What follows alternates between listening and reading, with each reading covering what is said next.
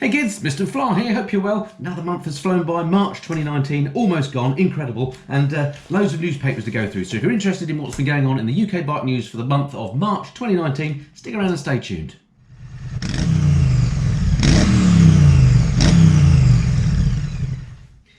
Okay, so welcome back to my bike news review, folks. This is part one. Again, I'm going to do these in two parts now because these just go on for quite a long time. So watch this one now, and then tomorrow I'll do part two, and I'll include in there some parish notices, some news about what's coming up on the channel as well. So worth watching that tomorrow, same time, same place. Okay, without further ado, let's crack on with the news then. First paper here, and the first story that caught my eye is this one here. Yamaha T7 prices revealed. Now this is the Tenere 700, the bike that Yamaha have been promising us for absolutely ages, it seems. They've announced it probably 18 months ago now, but we still haven't seen it in the shops yet. But now they're saying that it is coming soon, and it's going to cost $8,399. Now this is, as I say, much awaited bike, and I think that pricing is exactly in the sweet spot for this sort of adventure style bike. Don't know what you think of it. Interesting looking bike. It's very much a Dakar styled motorcycle. Not sure I like the sort of uprighty look of the Dakar ones, but the more I look at it, the more it sort of grows on me. So I'll reserve judgment till I see it in the flesh. But yeah, this really could hit the sweet spot. 72 brake horsepower, 880mm seat height, so quite a tall old bike, but it'll be nice and light, and it'll be a proper adventure bike. Oh, you're going off road on this will be so much easier than doing it on a big 1200 plus cc machine, and I think 8,399 sounds like a good price. You can't actually see them in the dealers yet. It's going to be a little while before you can. In fact, I think the first place you can see them here in the UK is actually at the Adventure Bike Rider Festival. That I don't know if you've seen Adventure Bike Rider magazine. It's a magazine I buy basically and subscribe to. Maybe one day I'll do a review of that. They've got a festival running in, I think, June, which you can go along. Yamaha are going to be there, and they're going to be releasing this to the UK public for the first time. So if you're interested in these, it might be worth going along to that festival. Anyway, interested to see what you think of that, whether you agree with me on the looks of the Tenere 700. Alrighty, next story is this one. No cash for salvaged bikes is the headline, and this is in the section where every week MCN look at what's going on in bike theft here in the UK. As you no doubt have heard, we have a real problem of bike theft, particularly in the cities, particularly in London. Seems to be getting a little bit better as more initiatives are kicking off, and this is another initiative. This is from a company that is an auction house and bike salvage house, where basically it's a company called Symetic, I think they're called, or Symmetric. No, sorry, Synetic, S-Y-N-E-T-I-Q.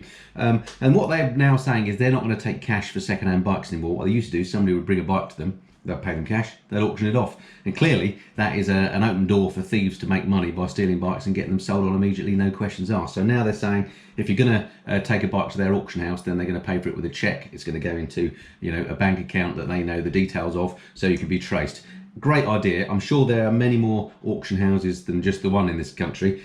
So thumbs up to Synetic for doing this. Let's see the others do it as well. Anything that helps stop criminals find an easy way to actually get rid of your bike and convert them into cash is a good thing. So well done to that company for that. Just thought that was worth highlighting.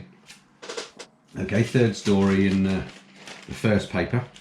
Oh, actually, a bit of self-indulgence here. This is Blog Off. This actually is my article in the newspaper. In case you didn't know, I have a little monthly column in MCN. It's called Blog Off. I do it with 4 other vloggers as well. And basically we rotate, so once every 4 weeks I get a shot at it. So this was my week this week, and this week being, what was the date of this?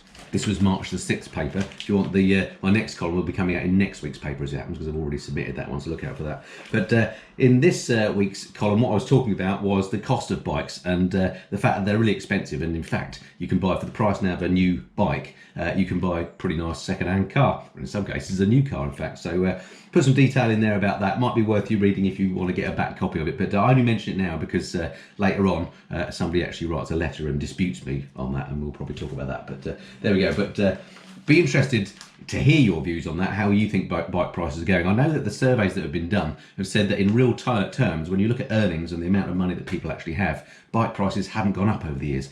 All I can say is they seem very expensive to me. When you look at the, you know, the premium bikes, the sports bikes and the adventure bikes, you're looking anywhere between £15,000 and £20,000. And for a motorcycle, that to me seems a lot of money. And not only that, it's not just the purchase price, but it's the running cost too. And in the article, I go into some detail about how much I spent on my BMW GS this year running it. For example, a service that I had done recently cost me £410, whereas I had my car done, which is a big Mercedes, cost me £398. So, you know, what's all that about? Anyway, interested to see if you think that's a fair comparison or not, and we'll get to that other letter, I think, in a minute.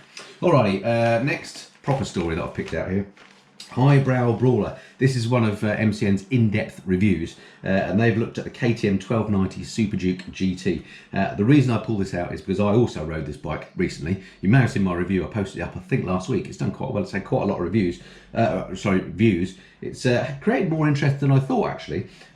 So interesting that MCN have been riding the same bike. It's been out for a little while. I didn't get a special, you know, advanced ride or anything. So it's interesting they put their review in around the same time as I posted mine.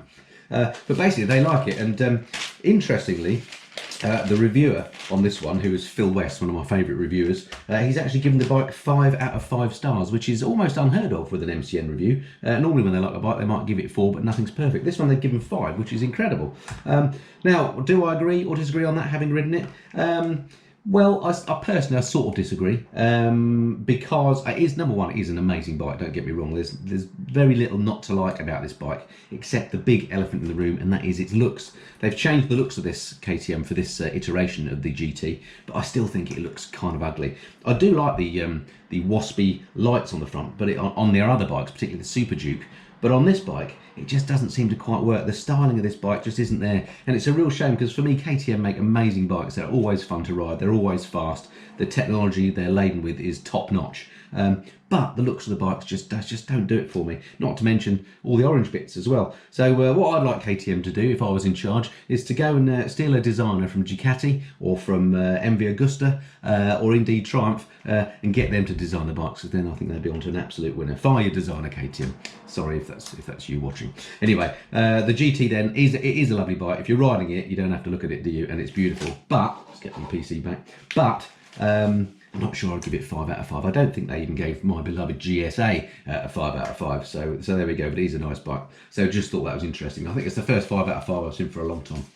Okay, final story in this paper. Well, it's not a story actually. It's just an observation. Always like, I don't know about you, but I always like to have a little look through the classified ads at the end of MCN, just to see what's going, what the prices are. And as I was looking through these, all sorts of bikes from all the manufacturers of different ages, it just struck me, you know, where are all the cheap second-hand bikes now? Again, it relates to pricing. It's probably maybe to do with the fact that, you know, now we have PCP, things like that. There's a lot of bikes coming onto the market which you think would actually make prices go down. But it seems to me second-hand prices are pretty high. Now, I don't just look in MCN's classifieds, of course, but also I have a look at Auto Trader, things like that online, and I'm having real difficulty finding, you know, cheap bikes. And the reason why I'm looking is because what I'd love to do is buy myself a cheap bike for, say, between 500 and 1,000 quid that barely runs, that I can completely take apart, give a good old clean up, do a bit of a sort of a restoration on it, if you like, put it back together again, and have a nice bike that, you know, I've lavished some love on. I know nothing about bike mechanics, or very little. I think I'd learn an awful lot doing that. Obviously, I'd make a series for YouTube out of it. I think it'd make great winter viewing. It'd give me something to do on the bike throughout the coldest parts of winter as well. Do that in the garage. I think it would be brilliant, taking the bike to bits and seeing how it works, basically, and then rebuilding it, seeing if I can get it go again.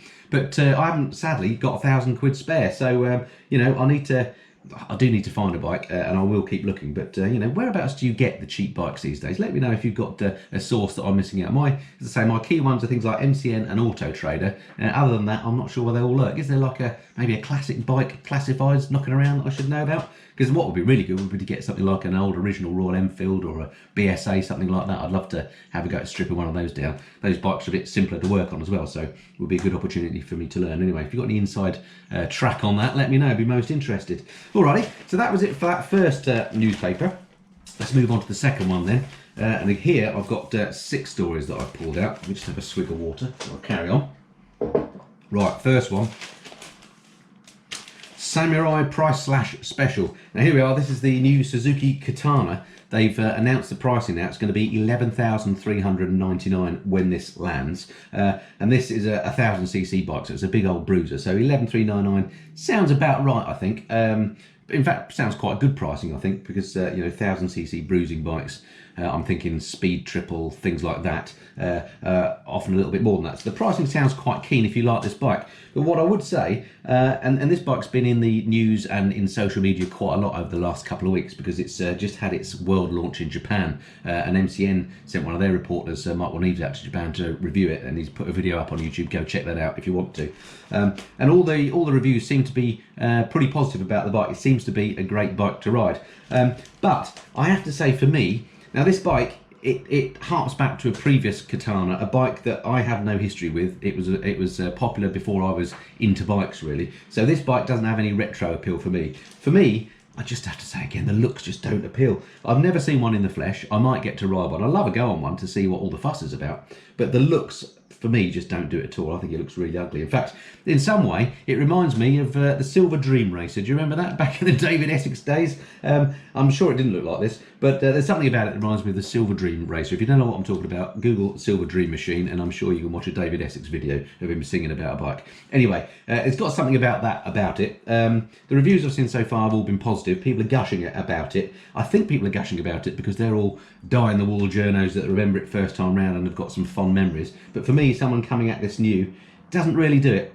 Having said that, when you look at pictures of bikes, you don't always get a fair view of what they're like. I recently rode the Ducati Scrambler 1100, for example. When I say recently, I actually rode it yesterday. There'll be a review coming in due course. A bike that I didn't think I'd like very much, but I absolutely loved it when I saw it in the flesh. So, you know, I can be wrong about this, but at the moment, I'm thinking the Suzuki Katana, not for me. But let me have a ride, I might change your mind. What do you reckon to that one? Okay. Next story here, I only like this because it's a bit of a play on words. Do you remember Buell, the people that always do groundbreaking motorcycles? They come and go, you know, these people that used to put the oil in the frame, that sort of thing, was it the fuel? Anyway, they've now got into electric bikes. They've come up with this machine here, which they're calling the Fuel. F-U-E-L-L, see what they've done there? Very clever. I think it looks absolutely amazing. As electric bikes go, I think this is one of the best looking ones I've seen. They've got into bed with a guy called Fred Vassar, who's from the Formula E race series, and they know a thing or two about electric motors. So I've got every reason to believe this is going to be a stonking bike if it ever reaches production. I think it looks lovely. I think the only thing I would say about it is it still looks like it's got the shape of a conventional internal combustion engine motorcycle. And it's a bit of a shame, I think, that these electric manufacturers are sort of aping the look of motorbikes with normal engines to bring in these electric ones when they could presumably do something that completely different. I know it's probably because you know, people don't like change, do they? And it's probably a branding thing that will gradually evolve into electric bikes looking different, and we sort of start where we know the look of and we can accept the looks. But it'd be nice, wouldn't it, if they did something radical with these electric bikes that just looked completely different to existing motorcycles. All that said, this one I think looks really nice, and I know people are very split about electric bikes. If you've not ridden one, all I would say is ride one and then make your choice or decision about whether you think they're the future or not. I personally think they're definitely the future. Amazing bits of kit. Not saying that I want to get rid of my internal combustion engine bikes, I never will, but electric, definitely like one of those in the future. Alrighty, next thing here I picked out, a letter from the Talking Point letters page, and this one's from a guy called David Burnside. Put cops on brick bikes is what he says, and I raise this because I completely agree with his sentiment. He's saying that when we leave the EU, Metropolitan Police should reinstate British motorcycles. Great idea. First, well, there's two problems with this. One is that he says when we leave the EU, and you know, well, we were supposed to be leaving the EU tomorrow. Let's not go there. But anyway, so if and when we leave the EU, he's saying that we should get the police back on British motorcycles. Whilst I applaud that sentiment, what bikes would he put them on? He mentions Triumph and Norton producing quality bikes, and they do indeed, but the obvious Triumph to put the police on would be the Trophy. Last time I looked, they stopped making that. What else could they put them on? Maybe they could put them on a Tiger 1200, maybe. And the Norton, the current crop of Nortons, beautiful bikes though they are, they're all kind of sports bikes, aren't they? Can't really see cops being on those either. Interested to see what you think on that. Why can't cops be on sports bikes? I don't know, but I just don't think, sadly, that the British bikes that are out there fit the bill for a police bike, so they'll probably stick on BMWs. Anyway, there we go. Next story. Brexit and bike trips. Whilst I'm on the whole Brexit thing, I don't want to go down that rat hole, obviously, because clearly the country is completely split on this one. Sorry about that, bit of a technical problem. I'm filming this using a different camera to usual, and for some reason it bleeped and turned itself off when I was in mid-flow there, so I do apologise. Anyway, what I was saying was about this here, will Brexit wreck our bike trip? And this is somebody writing in to say, you know, I'm going to go abroad to Europe. What's going to happen when we leave the EU? If we leave the EU, let's not go there. We're supposed to be leaving the EU today when you're seeing this, the 29th of March. It's now been put back a couple of weeks, I think, to the 12th of April, something like that, but it may have changed by the time you see this again. But anyway, let's not get into the vagaries of that one. But the point for raising it is I'm about to go on a trip myself to Italy. In fact, on Monday I'm off to record my latest bike tour series, so stick around to the channel to watch that in a month or so's time. But I thought this might apply to me, so I did a bit of research, and in fact what you have to do once we've left the EU, if you're a British biker and you want to ride your bike in the EU, you have to get yourself an international driving permit to go abroad and ride your bike to be completely legal after Brexit. It's not as onerous as it sounds. You just need to go along to your post office. They cost £5.50. It's a one-off thing. Once you've got it forever. So definitely worth doing that if you're thinking of doing a bike trip in the next year or 10 years, and don't leave it till the last minute, because if it gets to the day before Brexit, and everybody might be queuing up for these permits, who knows, because it's not just bikers of course, but it applies to car drivers as well. Do be aware though that there are different international driving permits for different countries, so make sure you get the right one for the right country. So for all the usual European countries that bikers here are likely to ride in, it is a different one that's required for Spain as it is for Italy, so you'll need at least two, £5.50 each, as I say. So get yourself doing that if you think you might need to, so just a heads up. All right, next story here in the second paper on the bike review. The KTM 790 Adventure R. The journos have been out testing this now, and this is Michael Guy, who's the MCN sort of king off-road man, if you like, has been out riding this bike. Now this is another example of KTM where the looks of the bike didn't quite do it for me, but from certain angles the 790 Adventure does look quite nice actually. If you look at the picture on the next page, for example, just here, this picture here, I think it looks lovely there. It looks like a proper off-road bike, and this bike absolutely hits the sweet spot. It's got the engine out of the Duke 790, which I absolutely love. So I think it's 798cc, something like that. I think, as I say, from this angle, it looks great. Just some angles, like that one, doesn't look so good. But there we go. Anyway, it's broken cover now. It's had some tests. Michael Guy absolutely loved it. The good news is I've spoken to KTM about when I can get a ride on it, and they've said that I think I've got it booked in the diary for later this summer. I'm going to have one of these as a long-termer. Really enjoyed the 790 Duke. So if you're interested, or you're thinking about maybe going for one of these adventure bikes in this sort of 800cc-ish sweet spot, stick around to the channel and stay tuned, because I'll be getting to know all about one of these myself in a few months' time. So those will be a little way off, but at some point I will be getting to go in depth on the 790 Adventure from KTM, and looking forward to that, because as I keep saying, I think that size adventure bike is ideal. You could properly take one of those bikes off road and not fear about not being able to pick it up if you dropped it. All right, then the last story in part one of bike news is just this one here. Just want to show you, it's an excuse really to show you a picture of this, the new BMW S1000RR. I rode the old bike. I loved it from a riding point of view. In fact, if anything, it was a bit too perfect, a bit too clinical for me, lacked a bit of character. But what I didn't like about it was its looks, the squinty front end of it. Whereas this, the new one, the S1000RR, that again has now had its international launch, Michael Neves has been out riding it, he loved it. I think this one though looks absolutely great. Maybe it's not quite as nice as the Panigale, but it's not far off. Now they've got the symmetrical front end, I think it looks beautiful. What do you think? And it's got all the latest and greatest electronics as well, including BMW's brilliant TFT screen, which I think is the best in the business. Obviously slightly different on the sports bike as it is on the others, but it's basically the same TFT. So yeah, again, really looking forward to having a go on one of these. I spoke to my local dealer about this in the week when might I be able to get a go on one, and they're saying they think they might get a demo in the showroom around about June time. So hopefully I'll get to ride it in a couple of months' time, and I'll bring you my first impressions review as soon as I've had a go on it. It looks great. It'll be really interesting to see how that compares against the Ducati V4, which I absolutely loved. Alrighty, so that's it for part one of the news review. Do stick around and stay tuned though. Same time, same place tomorrow for part two of the news review. More papers to go through, and I'll also give you a bit of a heads up on what's coming up on the channel in the next couple of weeks. Alright, hope that's been of some interest. Go and put a brew on, and I'll speak to you again soon. Until then, this has been Mr. and Fly. Cheerio.